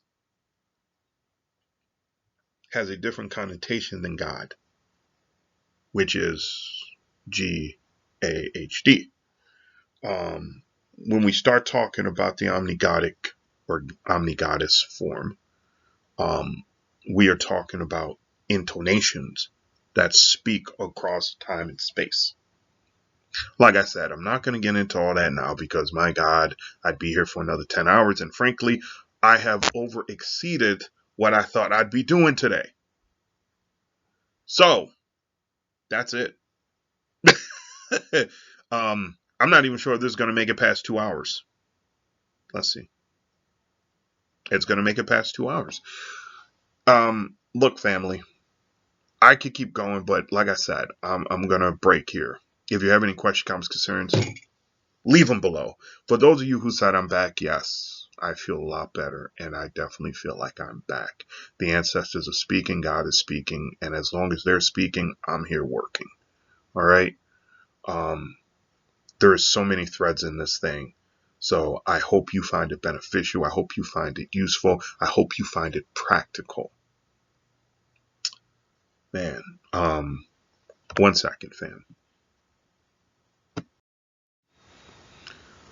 All right, family. So because I'm here for the ancestors and not just myself. I don't say that like, oh my God, I should be here just for myself. No. This video is not over yet. And the reason the video is not over yet, because just as I'm like, yeah, okay, I'm wrapping up, I'm getting done, da da da da da, the ancestors are like, by the way, show them these books.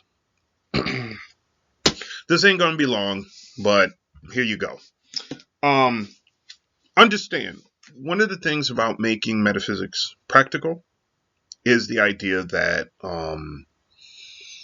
we have to also teach ourselves politics and understanding politics and understanding not how politics manifests itself metaphysically, but how it manifests itself physically. Okay? So, American Theocracy. This is a book by Kevin Phillips. This is a book that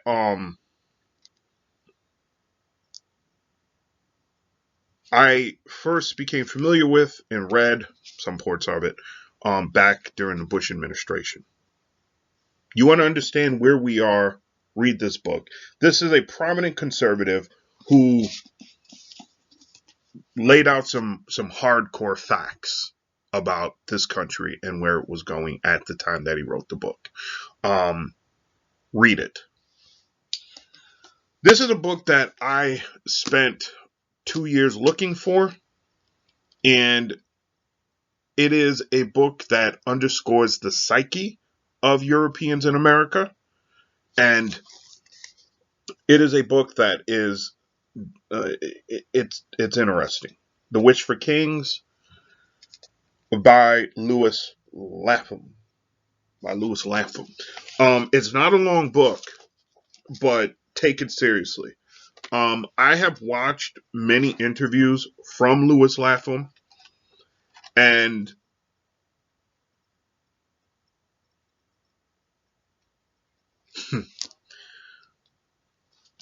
let me just show you what I was laughing at. Who is wary of, what is that? Merchants, let alone kings. I have watched many interviews with this man. And there's another book that he wrote when Trump was first elected. Because this is the beginning of a warning siren that he was striking, that nobody paid attention to. Because he saw the trajectory of the United States. And trust me when I tell you, family, within 30 years, the United States won't be here anymore. I don't say that lightly. It's going to cause a lot of death and destruction. But it won't be here anymore. Not like it is today. Most people ain't ready for it. In fact, I wasn't ready for it. I'm still, to an extent, not necessarily ready for it, but it is what it is. I got to tell you what the ancestors show me. It ain't going to be here. It won't. And continuing. If you can get your hands on this, and I'm hoping they're going to reissue this book soon, like something from the ancestors keeps telling me that they need to, and hopefully they do it. If you can get your hands on this book, I was able to find this thing. I think I paid like $30 for it, whereas copies of it were going for $900. The choice.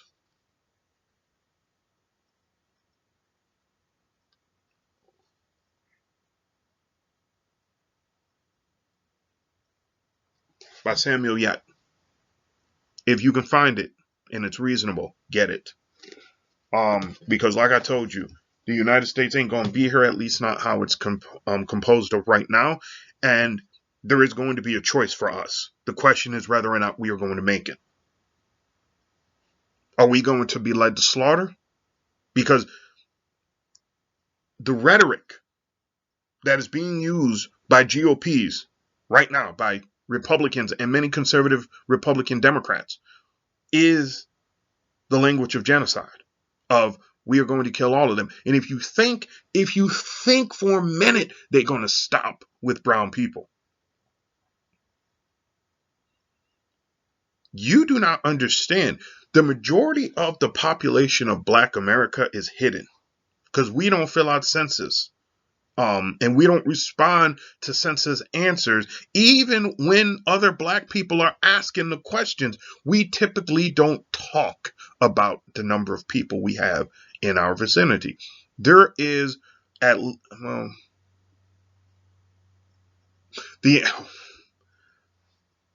going to give you the numbers they gave me.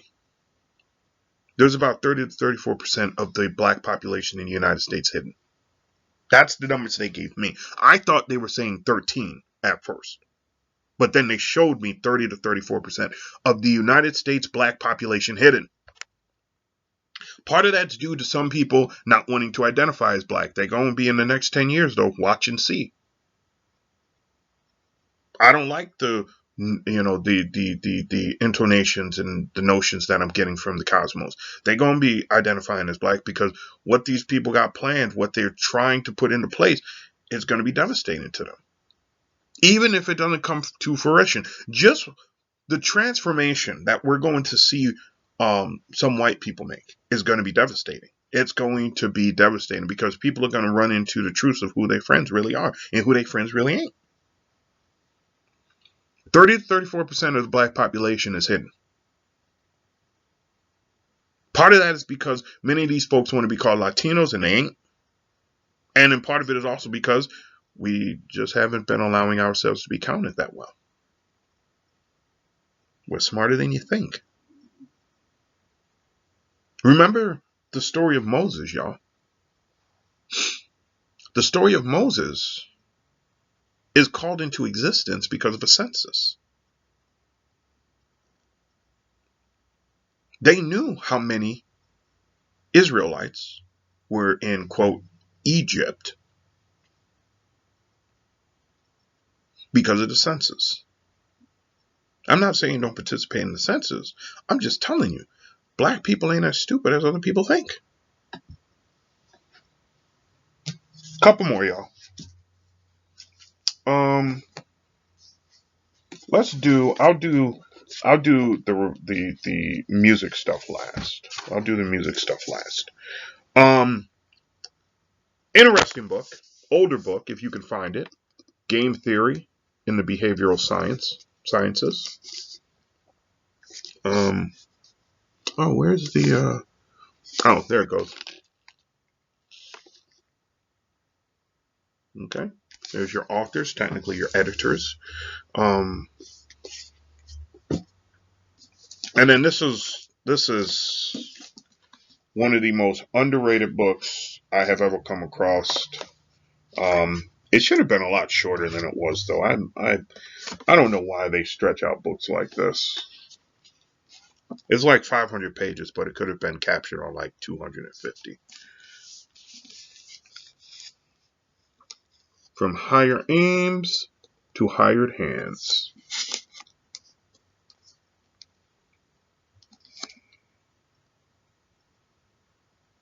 Check it out. You want to know why college is the way that it is? Don't forget to go through the bibliography. And now for 2 books on music. Dropping Science.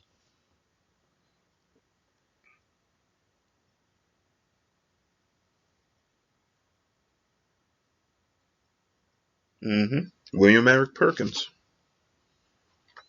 It is an interesting little short book.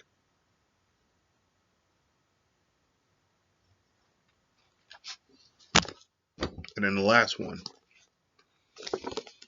the death of rhythm and blues.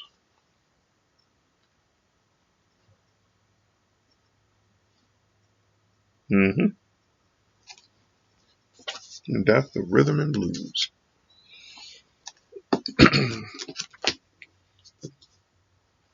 I'm starting to really get my collection of music books that talk about our culture a little bit more built up. Love this picture, by the way. I don't think you'll ever see a picture like this again for a long time. Love that picture of the author. Got the rhythm and blues. He looks like a rhythm and blues man, though, don't he? Oh, family. There's going to be so much for us to talk about in this coming up year.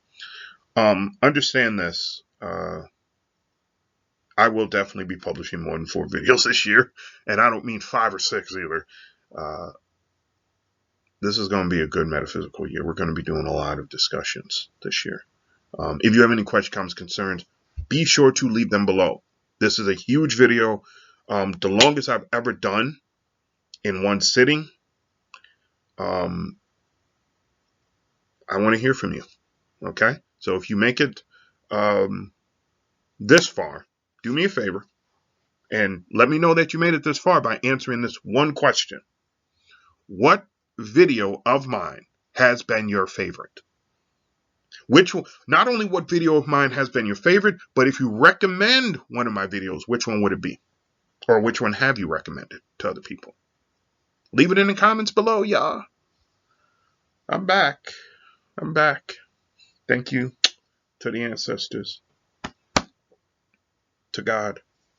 Thank you to all y'all, because I know y'all have been praying for me. Y'all been putting some great energy on me. You helped me persist through this time period. And now I'm going to show the gift of love right back to you. It's time to help you persist so that you can get to where you need to be spiritually. We'll be in contact, family. Peace.